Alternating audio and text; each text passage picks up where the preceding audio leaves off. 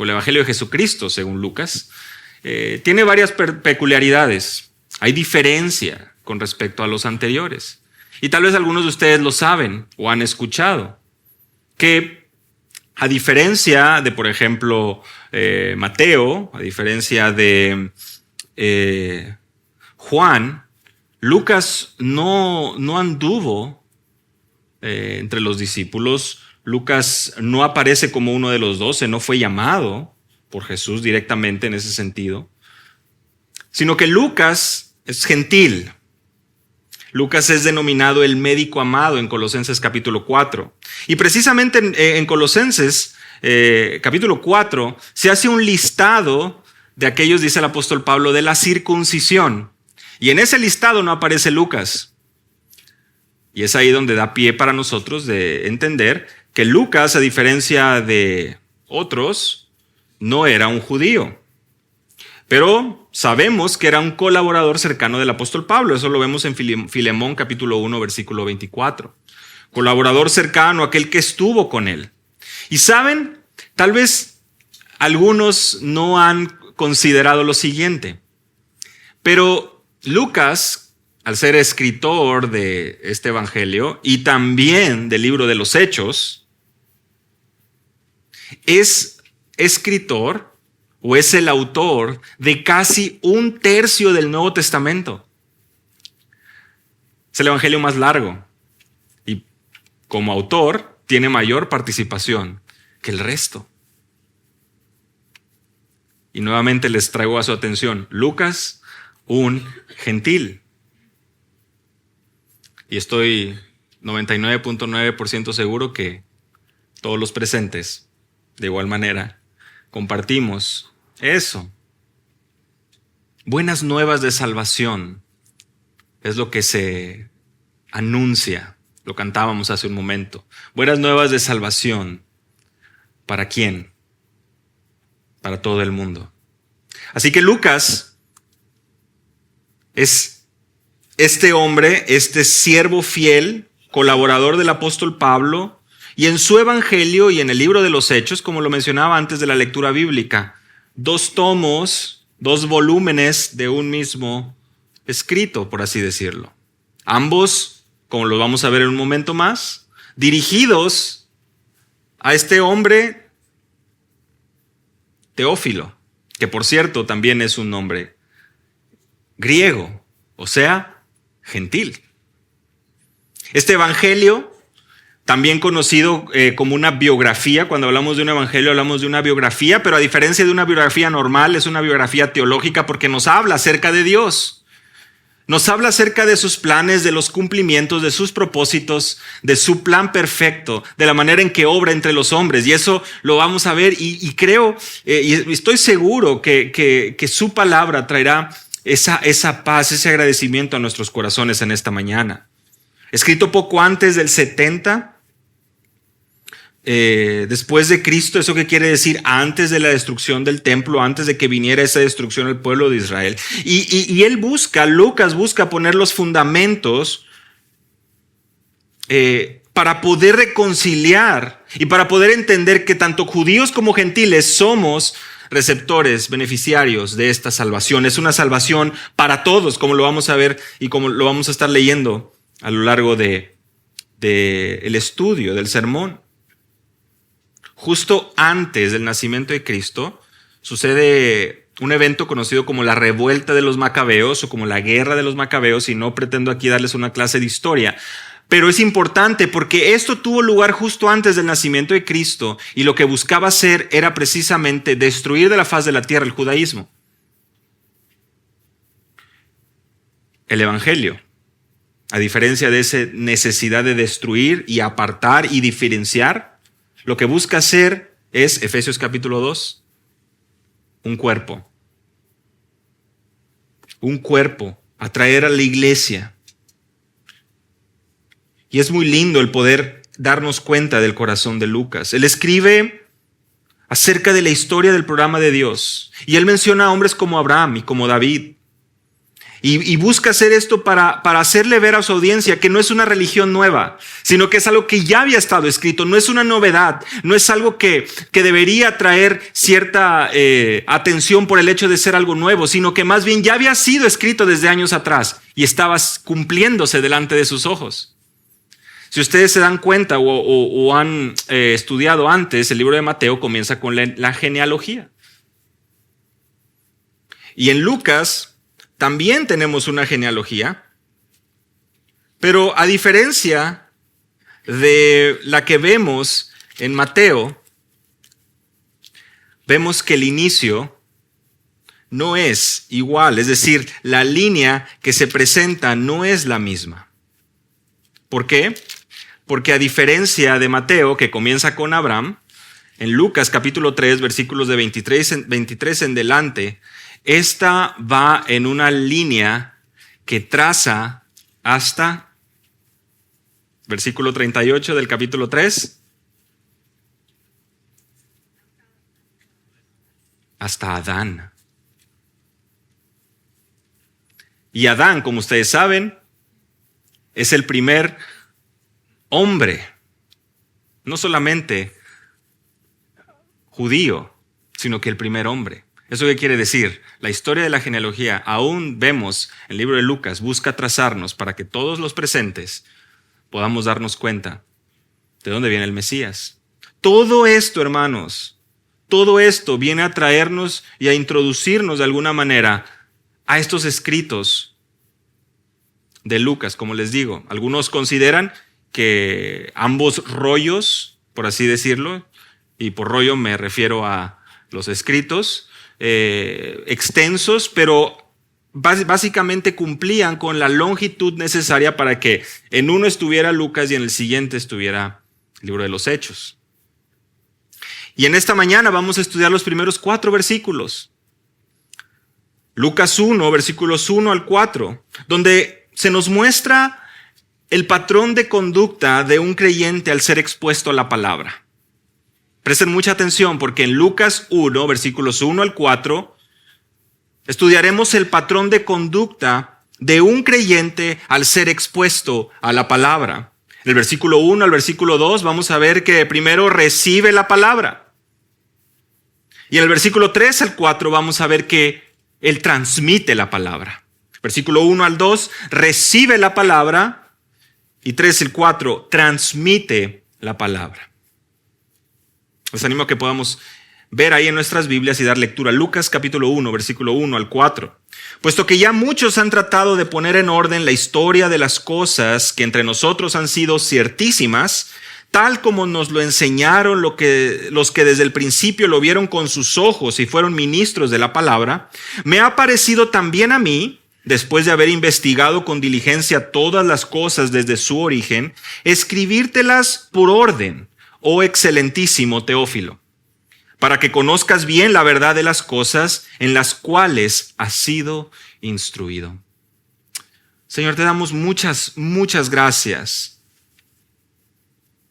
porque en el ejemplo de grandes hombres diligentes en el estudio de tu palabra, vemos un modelo, un patrón de conducta, un corazón por las almas. Rogamos, Señor, que tu palabra pueda traer esa luz a nuestras vidas, a nuestro corazón. Podamos responder en obediencia, buscando glorificarte en todo, en el nombre de Jesús. Amén. Amén. Les mencionaba que al momento que un creyente, al momento que el creyente es expuesto a la palabra, que un hijo de Dios es expuesto a la palabra, primeramente la recibe. Y eso lo vemos en el versículo 1, el versículo 2. Vean conmigo, puesto que ya muchos han tratado de poner en orden la historia de las cosas que entre nosotros han sido ciertísimas. Es interesante ver puesto que ya muchos. Y como les mencionaba en un inicio, a diferencia de Mateo, a diferencia de Juan, Lucas no fue un testigo presencial de los acontecimientos, sino que realizó una investigación y lo puso por escrito. Ahora vean ahí conmigo cómo dice, han tratado de poner en orden la historia de las cosas. Y no es que esté haciendo menos lo que ya se había mencionado con anterioridad, sino que él, con diligencia, busca también unirse a las voces que están proclamando este mensaje de salvación a los judíos, primeramente, y también a los griegos, a los gentiles. Han tratado de poner en orden la historia. Una traducción sería han puesto mano a. ¿Por qué lo menciono? Porque esta palabra en el original nos habla precisamente de una referencia a escritos previos. Y esto es importante que lo tengamos en cuenta, porque aquí Lucas nos está haciendo ver que ya había escritos que habían sido recibidos a ellos. Es decir, la transmisión de la historia había sido, lo vemos aquí en el versículo 1, a través de escritos. Más adelante vamos a ver algo también que viene a complementar. Ahora, ustedes lo tienen ahí. Muchos han tratado de poner en orden las historias. No, la historia. Historia hay una. La palabra implica una descripción ordenada de sucesos, es decir, una narrativa. Muchos ya han tratado de poner en orden la historia. ¿Qué historia? De las cosas que entre vosotros han sido ciertísimas. La Biblia de las Américas dice las cosas que entre nosotros son muy ciertas. Ahora, esta palabra ciertísimas tiene algo muy especial. Y es que es la palabra cumplidas. Aquellas cosas que son cumplidas son aquellas cosas que son ciertas. Y es que cuando vemos y entendemos este cumplimiento, sabemos que hay una plena convicción. Es decir, es como si estuviéramos diciendo de las cosas que entre nosotros hay plena convicción. Aquellas de las cosas que han sido cumplidas. Y como sabes, aún para la audiencia judía y pues por consecuencia los gentiles, sabemos que el cumplimiento de las promesas del Antiguo Testamento vienen a través de la vida, muerte, resurrección y segunda venida de nuestro Señor Jesucristo. Un comentarista menciona que Lucas no está compartiendo aquí su percepción, sus ideas o su fantasía, ¿se das cuenta? No es Lucas buscando añadirle ciertos elementos para que la historia tenga un buen sazón. No es Lucas intentando ponerle su ángulo en un sentido inventado, sino que él busca presentar el cumplimiento, aquellas cosas seguras, esas cosas que han sido cumplidas. Y esta es una voz pasiva en el original. Y creo que por lógica tú y yo decimos, a ver, si han sido cumplidas, pues alguien las tuvo que cumplir. Ese es Dios. Implica que es algo que Dios ha hecho. ¿Qué? ¿Qué eventos han sido cumplidos? Solamente ahí, en capítulo 1, tenemos el anuncio del nacimiento de Juan el Bautista, tenemos el anuncio del nacimiento de Jesús, tenemos el Magnificat, el canto que sale de los labios de María. Y es precisamente ahí, entre el versículo 46 al versículo 55, en la canción de María, que vemos varios ecos que apuntan a la canción de Ana en 1 de Samuel, capítulo 2, versículos 1 al 10. Vean ahí conmigo, versículo 48. Ha mirado la humilde condición de esta tu sierva. Pues he aquí, desde ahora en adelante, todas las generaciones me tendrán por bienaventurada, porque grandes cosas me ha hecho el Todopoderoso, y santo es su nombre, y de generación en generación es su misericordia para los que le temen. ¿Para los judíos? No, ¿verdad? Para los que le temen. Eso lo vamos a ir viendo más adelante. Y aquí es donde comienza María a mencionar ese choque que podía existir en las mentes. Porque no se trata de los soberbios, no se trata de los poderosos, no se trata de ellos, sino que se trata de que el Señor ha exaltado a los humildes, versículo 52, y a los hambrientos los ha colmado de bienes, 53. El cumplimiento de la venida del Mesías. María anticipa la realización de las promesas del pacto hecho a Abraham, versículos 55 al 53, versículos 54 al 55. Tal como dijo a nuestros padres, a Abraham y a su descendencia para siempre. Ahora, si tú te das cuenta, En el versículo 68 al 75 vemos a Zacarías, lleno del Espíritu Santo y profetizando. ¿Y qué es lo que él dice? Bendito sea el Señor Dios de Israel, porque nos ha visitado y ha efectuado redención para su pueblo. El cumplimiento está ahí. Y cita pasajes del Antiguo Testamento, y creo que ya ahora hemos dado varios ejemplos de la importancia del Antiguo Testamento para los autores del Nuevo Testamento y cómo es que citan el Antiguo Testamento. Tu niño será llamado profeta del Altísimo, por supuesto, hablando acerca de Juan el Bautista, porque irá delante del Señor para preparar sus caminos. Alusiones, por ejemplo, a Malaquías capítulo 3, versículo 1, Mateo capítulo 11, versículo 10. Pero ese cumplimiento de los pactos con David y con Abraham son mencionados ahí por boca de Zacarías, versículo 69, versículo 73. En la casa de David su siervo, el juramento que hizo a nuestro padre Abraham. Y es que eso es lo que estamos estudiando ahora, ¿verdad? ¿Qué eventos son los que han sido cumplidos? ¿Por qué es que Lucas nos menciona que entre nosotros ahí han sido cumplidas? Hay plena convicción de estos eventos. Porque es la venida de Jesucristo quien trae esa redención para su pueblo, esa libertad, ese segundo éxodo liderado por Cristo, por el Hijo de Dios, por Dios hecho carne, trayendo salvación y libertad, a diferencia del primer éxodo, liderado por Moisés, con implicaciones eternas para todo aquel que cree.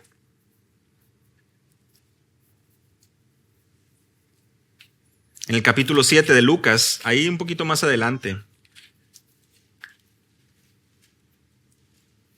le informan a Juan el Bautista, quien está encarcelado, y le dicen todo lo que están viendo. Y llamando a Juan a 2 de sus discípulos, los envía al Señor y les dice: pregúntenle, ¿eres tú el que ha de venir o esperamos a otro? Vienen y le preguntan, ¿y cómo responde el Señor Jesús? Versículo 22. Vean ahí conmigo.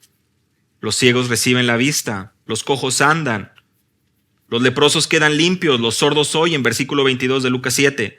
Los muertos son resucitados y a los pobres se les anuncia el evangelio. Isaías capítulo 35, versículo 5, Isaías capítulo 61. Se están cumpliendo estas cosas ciertísimas de las cuales Lucas nos está dando testimonio a lo largo de todo el evangelio y del libro de los Hechos, y aquí nos recuerda algo tan importante. No es algo nuevo, no es un invento, es que lo anunciado de tiempo atrás está teniendo su cumplimiento. Son cosas ciertísimas, las cuales deben de traer a tu vida y a la vida de todo creyente una seguridad de que no estamos parados. No estamos parados en un fundamento que se mueve, sino como cantamos hace un momento, segura mi esperanza está en la justicia de Jesús, en la vida de Jesús. El cumplimiento de lo anunciado en tiempo atrás es una realidad. Es Jesús, así responde. Vean, los ciegos ven, los cojos andan, los leprosos son limpiados, los sordos oyen. Está pasando aquello que había sido anunciado. El cumplimiento es algo importante para Lucas y lo vemos ahora. Por eso tenía que mencionarlo desde el inicio. Y ¿sabes qué? Lo vemos también en el libro de los Hechos. Tal vez ya más de uno recordará, claro, cómo es que Lucas nos presenta el mensaje y la predicación del apóstol Pedro.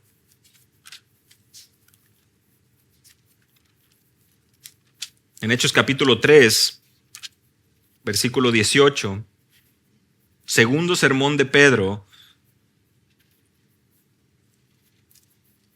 predicando el evangelio. Varones israelitas, ¿por qué se maravillan de esto? Como si esto hubiera sido por nuestro propio poder. No. Versículo 18. Dios ha cumplido así lo que anunció de antemano por boca de todos los profetas, que su Cristo debería padecer. Qué lindo es poder ver a Lucas dándonos estos destellos. Tiene una lógica, hermanos.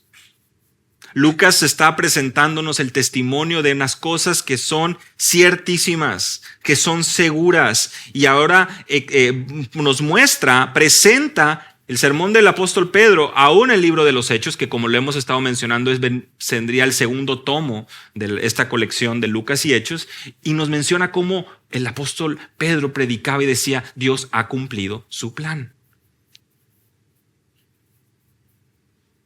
Ahora, ¿qué quiere decir que algo se ha cumplido? O puesto de otra manera, ¿qué tiene que existir para que algo se cumpla?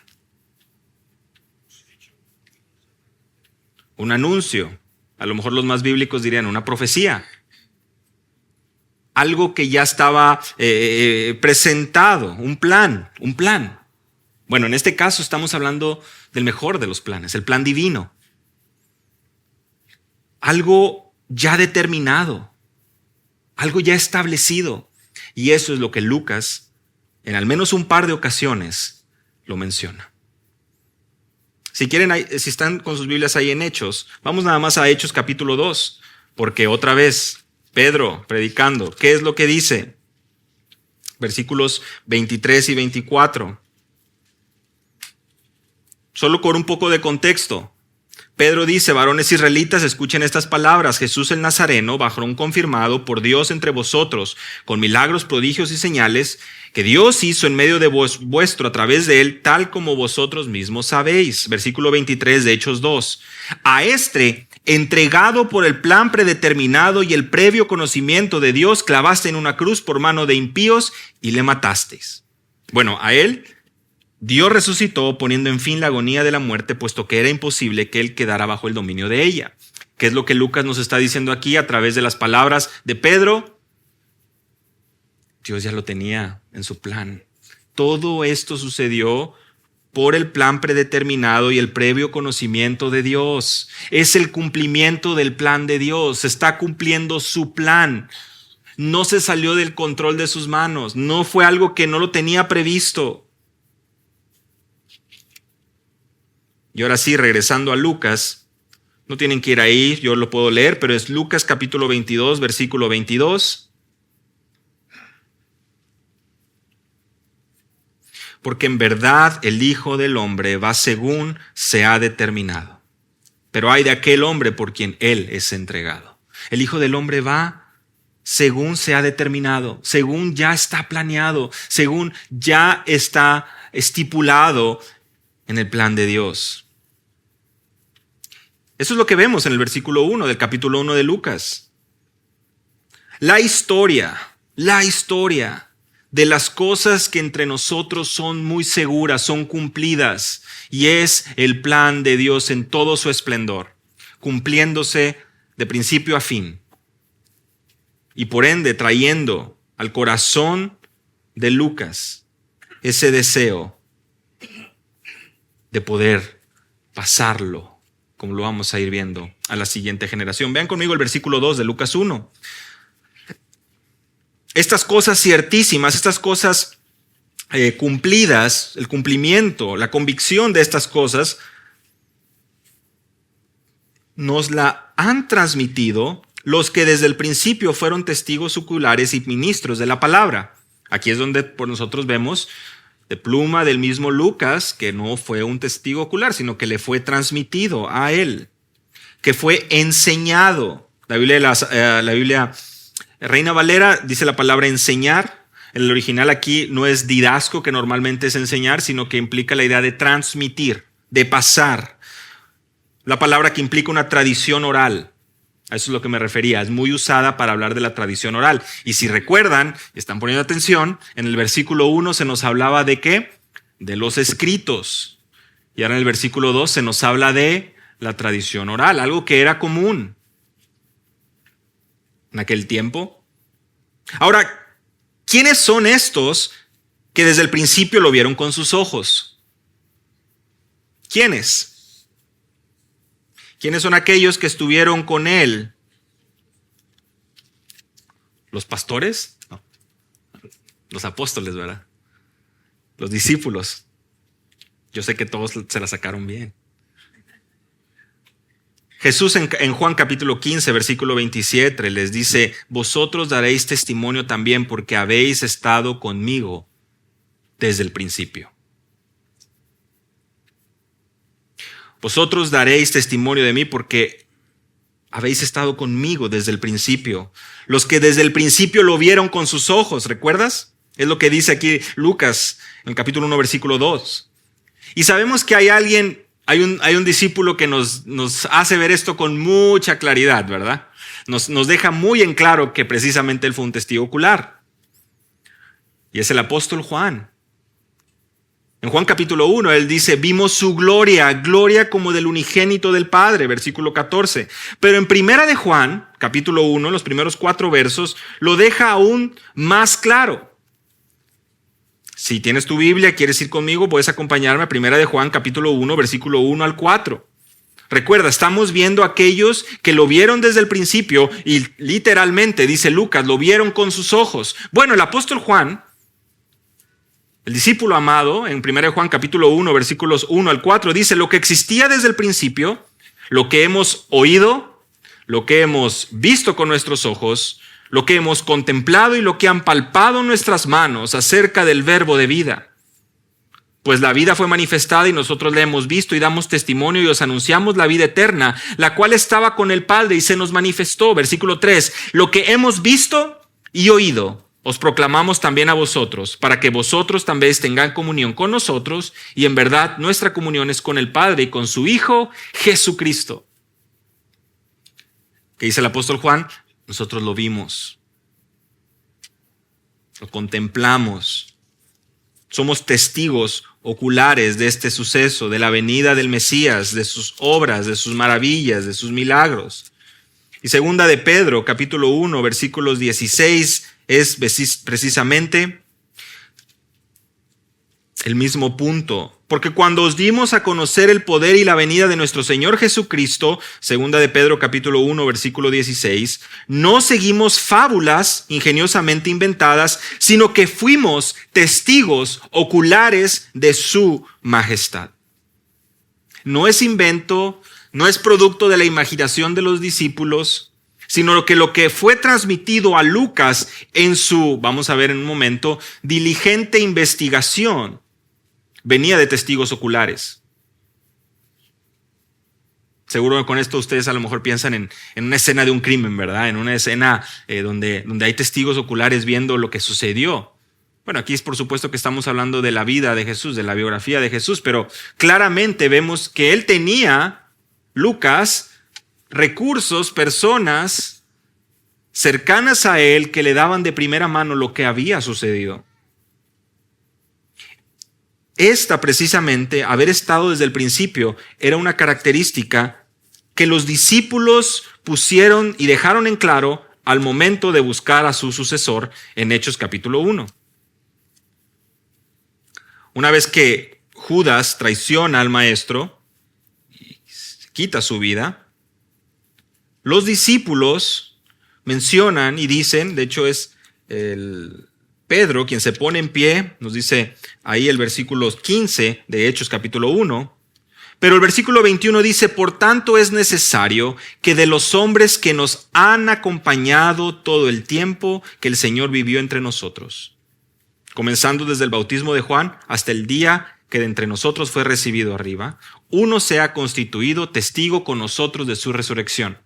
O sea, ¿cuál era una de los requisitos, de las características que debía tener aquel discípulo que iba a suplir a Judas, que sabemos que fue Matías, versículo 26, pues que estuviera o que hubiera acompañado a los discípulos todo el tiempo que el Señor Jesús vivió? Y en la escuela dominical hoy, nuestro hermano David nos comentaba precisamente esto, o sea, esos requisitos que están estipulados en la palabra con respecto a quién podía ser un apóstol, un discípulo. Y este es tan solo uno de esos pasajes que seguramente la próxima semana estaremos estudiando más detalle, pero para darnos cuenta que por lo mismo hoy no puede haber discípulos, no puede haber, apóstoles. Porque apóstoles ya están. Y los mismos apóstoles, mismo Pedro tenía claro que para poder elegir a otro tenía que haber estado con el Señor desde el principio. Lo que Lucas nos menciona, tal como nos lo enseñaron los que desde el principio lo vieron con sus ojos. ¿Cómo podrán transmitir la historia entonces? Esa es otra pregunta. ¿De qué manera podrían recordar todos los detalles estos hombres? Imagina tú, si nosotros a veces nos olvidamos de sucesos importantes y vemos una foto y, sí, ya me acordé. Grabamos un audio, escribimos un diario para poder acordarnos. ¿Cómo le iban a hacer estos hombres, que por cierto, tú y yo sabemos, pues no era nada reconocidos por su preparación académica, por ser muy brillantes, sino al contrario? ¿Cómo es que estos hombres podrían recordar, podrían tener tan presente todo esto? Y precisamente hoy en la escuela dominical también se nos mencionó acerca de esto. El Espíritu Santo. El Espíritu Santo les enseñaría y recordaría todas las cosas hechas por Jesús. Juan 14, versículo 26. El Consolador, a quien el Padre enviará en mi nombre, Él les enseñará y recordará todo lo que les he dicho. Por eso es que lo mencionaba David también en la escuela dominical. Muchas veces buscamos apropiarnos de esto, pero claramente el contexto nos habla que Jesús está mencionándole a sus discípulos con un propósito, que pudieran dejarnos, que pudieran pasar, dar pie a la siguiente generación y transmitir, recordando todos los detalles para que hoy nosotros, en un momento, en un contexto tan lejano a aquel, podamos estar seguros del cumplimiento de las profecías de nuestro Dios. Juan capítulo 16, versículo 13. El Espíritu de verdad, Él os guiará a toda verdad, porque no hablará por su propia cuenta, sino que hablará todo lo que oiga y os hará saber lo que habrá de venir. El Espíritu de verdad guiando ¿a quiénes? A los apóstoles. Aquellos que desde el principio lo vieron con sus ojos. Como el apóstol Pedro lo mencionó, y ya lo leímos, era ese requisito que buscaban al momento de buscar al sustituto de Judas. Por eso es que algunos dirán, ¿y Pablo? Bueno, ¿quién es quien se revela a él? ¿Quién es quien se presenta a él en el camino?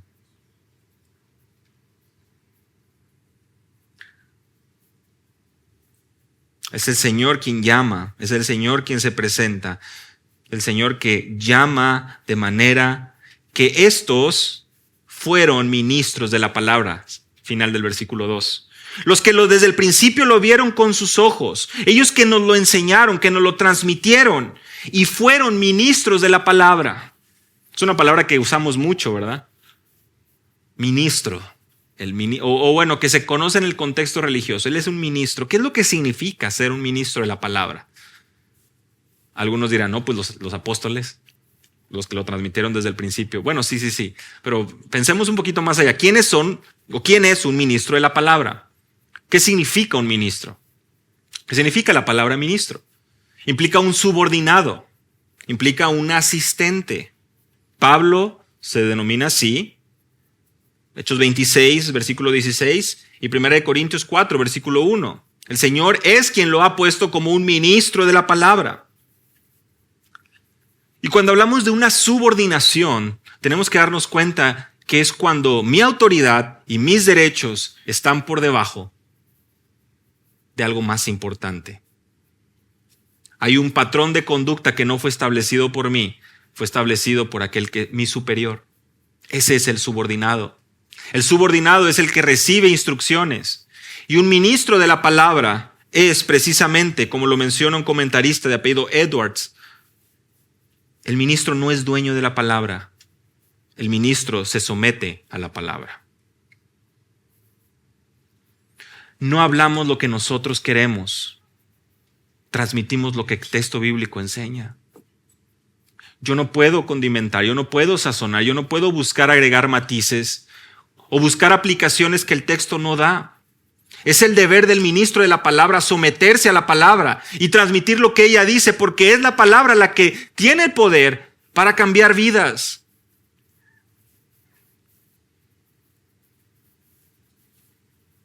Era la prioridad de los discípulos. En Hechos capítulo 6 se presenta esta situación ahí en la iglesia, ¿no? Y la gente está mostrando esa discordia. ¿Por qué? Porque por una parte están la queja de las viudas desatendidas en la distribución de los alimentos, y los discípulos dicen, a ver, tenemos que hacer algo aquí. Convocamos a buscar gente, hombres, 7 hombres que puedan ayudarnos con esta tarea de estar distribuyendo los alimentos. Porque ellos, dice el versículo 4, los discípulos apóstoles, nos entregaremos a la oración y al ministerio de la palabra. ¿Qué quiere decir? La prioridad de los apóstoles, precisamente los que desde el principio lo vieron con sus ojos, ¿cuál era la prioridad de ellos? La oración y la palabra. La oración y la palabra. Ahora, eso no es para cruzarnos de brazos y decir, no, nada más los pastores y los líderes tienen que ser. No, es el patrón de conducta de un cristiano maduro. Es lo que anhelamos cada uno de nosotros como creyentes. Someternos a la palabra día con día y pasar tiempo en oración con nuestro Dios. Qué importante es que nos demos cuenta de estos distintivos de los discípulos. Versículo 2 de Lucas es muy claro. Y como los mencionaba en un inicio, es la manera en que un corazón regenerado responde cuando es expuesto a la palabra, la recibe. Y como podemos ver aquí, se somete. Porque tiene evidencia, porque tiene testigos, porque ha venido de generación en generación y hoy se presenta ahí en tus manos o en tu celular, en papel, digital, de tantas maneras y a la misma vez de tantas maneras menospreciada.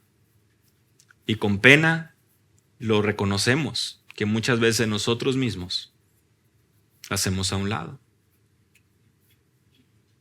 Finalmente, el versículo 3 al versículo 4 nos habla de esta segunda característica, de esta segunda reacción, de esta segunda descripción del patrón de conducta que tiene un creyente al momento de ser expuesto a la palabra, porque no solo la recibe, sino que la transmite a otros. Es decir, sigue el ejemplo de aquellos que se la transmitieron inicialmente. Y vean conmigo el versículo 3. Me ha parecido también a mí, después de haber investigado con diligencia todas las cosas desde su origen, escribírtelas por orden, oh excelentísimo Teófilo. Lucas se siente con la responsabilidad de responder a lo que ha recibido. Por eso dice él, me ha parecido también a mí. Porque él conoce, porque él entiende la necesidad y la urgencia de que el mundo, como lo hemos estado mencionando, que el mundo entero pueda escuchar las buenas nuevas de salvación, que el mundo entero pueda escuchar que se cumplieron las promesas del Antiguo Testamento, que no hay cosa que salga del plan determinado de Dios, como lo vimos también que lo menciona en el sermón del apóstol Pedro. Hermanos, estas son las grandes y nuevas de gran gozo. Y Lucas, con su manera de escribir, que por cierto sumamente educada, estos primeros 4 versículos muestran un nivel gramatical de redacción superior al resto, porque era un hombre sumamente culto. Y él buscaba presentar esto al mundo gentil, de gentil a gentiles, no judío a no judío. Y miren hasta dónde ha llegado. ¿Cuántos años después? Después de haber investigado, es decir, después de haber prestado mucha atención, después de haber seguido, después de haber tomado nota. Y ahora, ¿de qué manera llevó a cabo esta investigación? Lo tienen ahí en sus Biblias. ¿Cuál es la descripción de la manera en que llevó a cabo esta investigación? Primero, con diligencia. Y la diligencia nos habla de que pertenece a un estándar estricto, que tiene y merece una atención muy cuidadosa. De hecho, nosotros lo vemos, ¿no? En el llamado de todo creyente en Efesios capítulo 5, donde se nos dice, versículo 15, mirad pues con diligencia cómo andéis, no como necios, sino como sabios. La diligencia es una característica de una persona sabia. La diligencia viene a ser una cualidad de aquel que busca andar sabiamente. Porque como seguramente saben, dice el necio en su corazón, no hay Dios. Salmo 14:1. A diferencia del sabio, el necio busca ignorar a Dios. Ve la evidencia de Dios en su creación. Romanos capítulo 1. Él ha demostrado y ha dejado claramente su eterno poder y deidad en toda su creación. Y el necio que dice suprime con injusticia la verdad. No quiere ver, no quiere ver, no quiere ver. El necio no necesita pruebas. El necio necesita un milagro. Y eso creo que lo hemos mencionado ya varias veces. El incrédulo no es el que necesita que le traigas tú pruebas y él sea el juez. Y diga, no, sí, entonces sí creo, porque ya me trajiste suficientes pruebas. Hermano, las pruebas las tiene. Es más, las pruebas las respira, del hecho de que está viviendo, el hecho de que su cuerpo funcione de esa manera, el hecho de que él vea toda la creación funcionar en ese orden tan perfecto. Las pruebas están ahí. El problema no es ese, el problema es que su corazón necesita ser regenerado. El problema es que su mente necesita ser iluminada, 2 Corintios capítulo 4. Dios, que desde el principio dijo que de las tinieblas resplandeciese la luz, es el que debe de traer ese milagro a la mente y al corazón del incrédulo. Y tú y yo sabemos que la fe viene por el oír, y el oír la palabra de Dios. Por eso hay tanta importancia en esto, en que sea transmitida la palabra, el testimonio claro y objetivo del Hijo de Dios, porque esta palabra es la que puede salvar tu vida, es la que ha salvado la vida de muchos de los presentes. Es esta la que necesita el mundo. La palabra más cierta, segura, porque las profecías han sido cumplidas, porque es una verdad innegable. Y esta es la diligencia, y esta es la manera en que debe ser transmitido, porque Lucas lo tomó con esta seriedad. Todas las cosas, dice él, después de haber investigado con diligencia todas las cosas. Él no escogió lo que le convenía a los griegos nada más. Él no escogió lo que le convenía a los judíos. Él no busca quedar bien con su audiencia, con Teófilo. Él no busca quedar bien, por implicación, con nosotros. Vamos a poner ahí lo más cómodo que seguramente servirá para las futuras generaciones. No, es buscar ser fiel desde su origen. Esto también es muy interesante. No es Lucas quien pone el inicio de su evangelio. Él no está diciendo, bueno, mira, la verdad la primera parte como que no me gustó tanto, entonces voy a empezar mi evangelio aquí porque yo creo que aquí en adelante es donde tiene más importancia. No, desde el nacimiento, bueno, lo vimos ahora, desde Adán traza la línea para que veas que todos los que estamos aquí presentes estamos involucrados en esto. Y hay salvación para todos los hombres. Y aquel que continúe en su necedad será juzgado. ¿Por quién? Por este mismo Jesús, que el Señor ha establecido para traer justicia y traer y dar a cada uno conforme a nuestras obras. No tenemos excusa. Todas las cosas, ahora, por orden, escritas por orden, de manera clara, de manera ordenada. Algunos comentaristas argumentan que no solamente no se trata de un orden cronológico solamente, sino que también de un orden geográfico. Y es interesante porque en Lucas encontramos la situación en el templo, en Galilea y en Jerusalén. ¿Y qué creen? En Hechos, comienza en Jerusalén y como leímos en la lectura bíblica, continúa a Samaria y posteriormente hasta lo último de la tierra en los viajes de Pablo. ¿Te das cuenta ese orden de Lucas y Hechos? La prioridad de Lucas es clara, hermanos, y es llevar a cabo una tarea diligente y presentar a Teófilo los hechos con claridad, con orden, de manera que él los tenga y no pueda decir, a mí nadie me dijo, ¿verdad?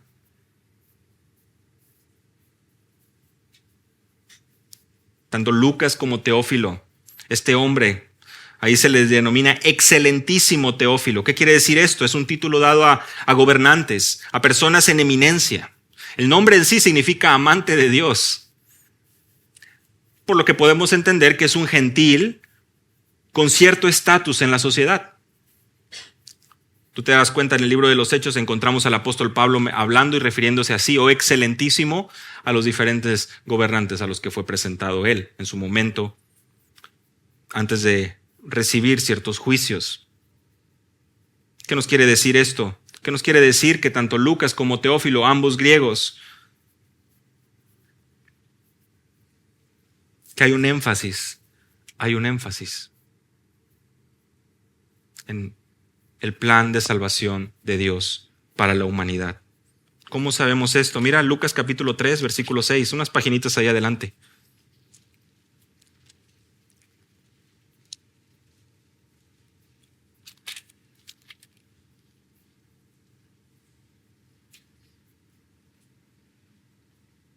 ¿Quién es quien está predicando? Juan el Bautista, hijo de Zacarías.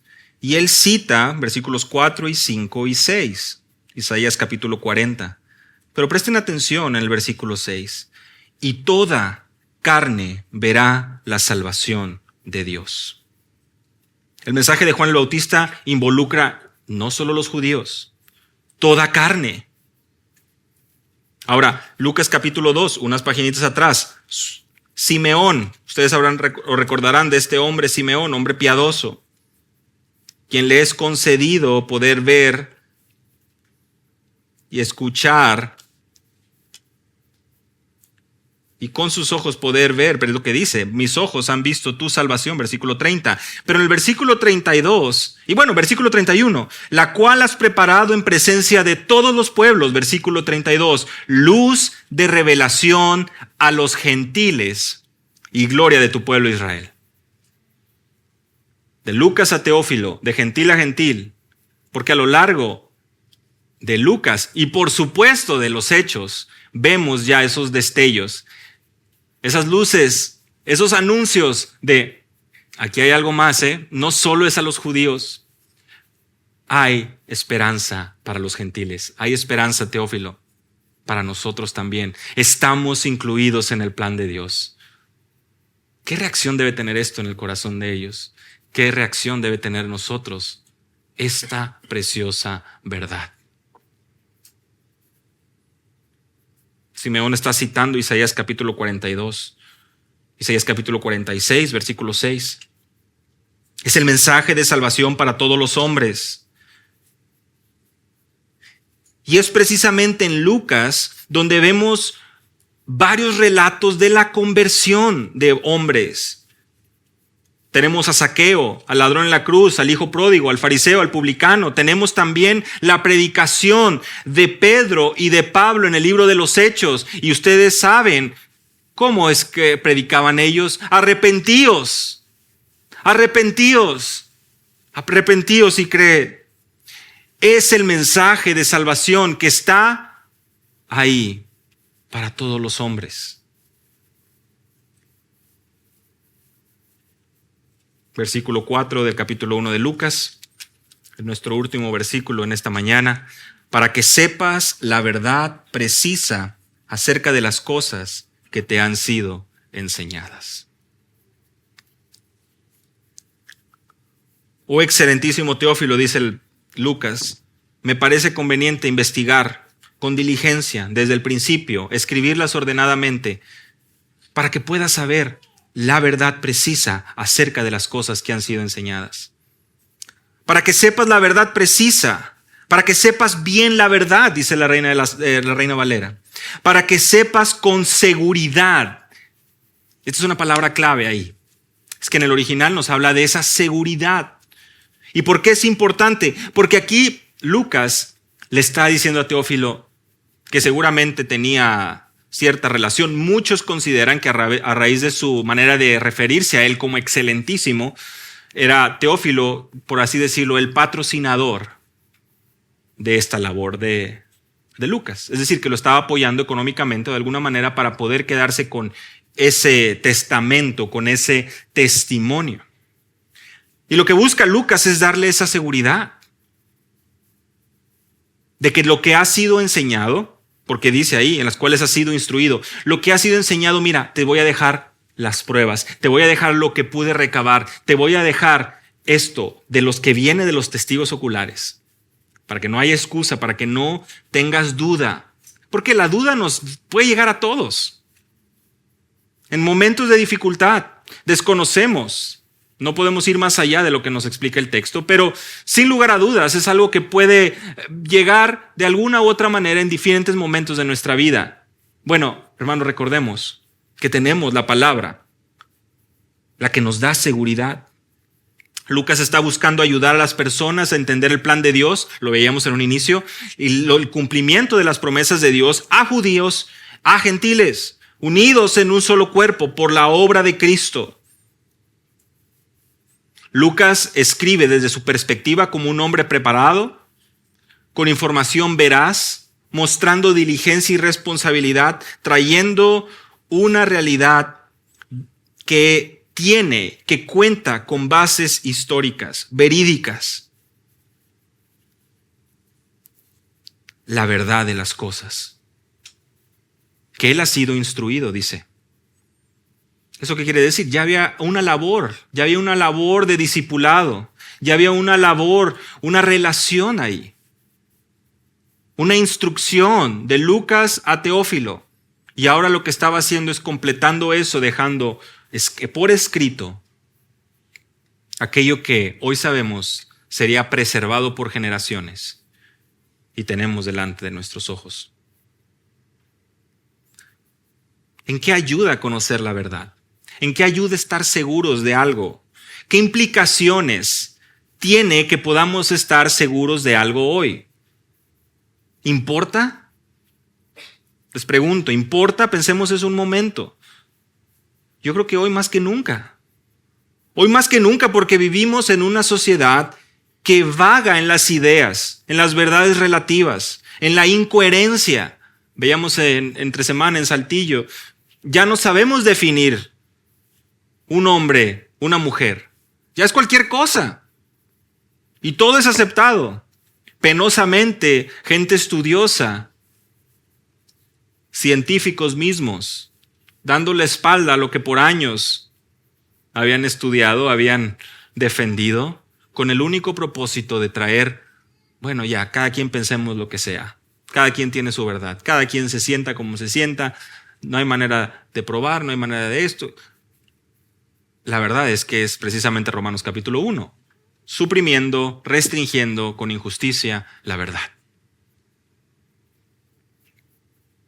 Necesitamos esa seguridad hoy, necesitamos esa precisión para nuestro andar. Y no hay precisión mayor que la que encontramos en la Escritura. Por eso es que el salmista dice, Salmo 119, 105, lámpara es a mis pies tu palabra y lumbrera a mi camino. ¿Dónde más podremos conseguir luz en medio de la oscuridad en la que vivimos hoy? Solamente en la palabra. Tú necesitas de la palabra hoy. Y hermano, tú necesitas empezar a transmitir aquello que has recibido. Un Teófilo en tu vida, el cual instruyas, ames y compartas la verdad. Porque la ley de Jehová es perfecta, que convierte el alma. Es la ley de Jehová, es la palabra del Señor la que puede hacer un milagro en tu vida, no un patrón de conducta. Es la ley del Señor, es su palabra. Y el testimonio de Jehová es fiel, que hace sabio al sencillo. Y Lucas trata precisamente de eso. No se trata de los sabios, de los ricos, de los poderosos. El evangelio viene para transformar el corazón, para convertir el alma y para hacer sabio al sencillo.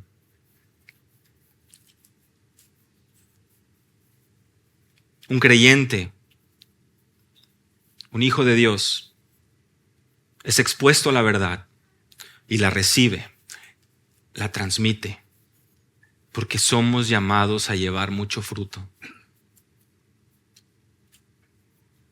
lejos de nosotros envanecernos, lejos de cerrarnos, lejos de no querer compartir con nadie, por diferentes excusas.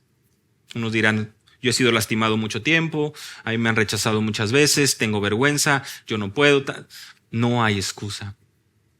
Si la palabra realmente ha hecho esa labor en tu vida y en tu corazón, te lleva inevitablemente a querer compartirla con otros. Y para nada sentirnos avergonzados. Hay testigos oculares, hay hombres que de primera mano estuvieron y su testimonio ha quedado escrito hasta el día de hoy. No son fantasías, no es mitología, no es un engaño, ni fábulas como lo leíamos hace un momento. Prestemos atención a lo que el Evangelio produce, a lo que produjo en el corazón de Lucas. Esa misma conversión que la palabra vino a hacer en su corazón es aquella que busca transmitir a otros y a su vez Teófilo a otros. Lucas, como lo menciona un comentarista, creía y estaba seguro del poder del Evangelio. ¿Tú y yo estamos realmente seguros? ¿O seguimos dudando? No, a esta persona nadie la puede hacer cambiar. Mi hermano, mi primo, mi papá, mi mamá, nada la puede cambiar. Créeme, la palabra de Dios hizo un milagro en tu vida. Siendo como eres, como soy. Y si lo hizo con nosotros, por supuesto que lo puede hacer con otros. Y no por eso, sino para traer un poquito de conciencia. Porque tú conoces tus pensamientos, tú conoces tus fallas, tú conoces tu pecado. Pero no es porque tú te creas algo, seas algo, es porque la palabra de Dios es suficiente y porque Dios, o para Dios, no hay nada imposible. Es el evangelismo en su expresión más pura. Lucas investiga, Lucas estudia, se documenta, se prepara, no para sí mismo, para poder compartirlo a otros. Y a su vez a otros, y a otros, y a otros, y hoy está delante de nosotros. Así inicia el Evangelio de Lucas. Que Dios nos conceda ser obedientes y seguir maravillándonos ante su palabra. Señor, es una bendición poder leer. Es una bendición poder saber que esta palabra que tenemos hoy ha pasado por tantas generaciones. Y hoy la tenemos delante de nosotros, la palabra profética más segura.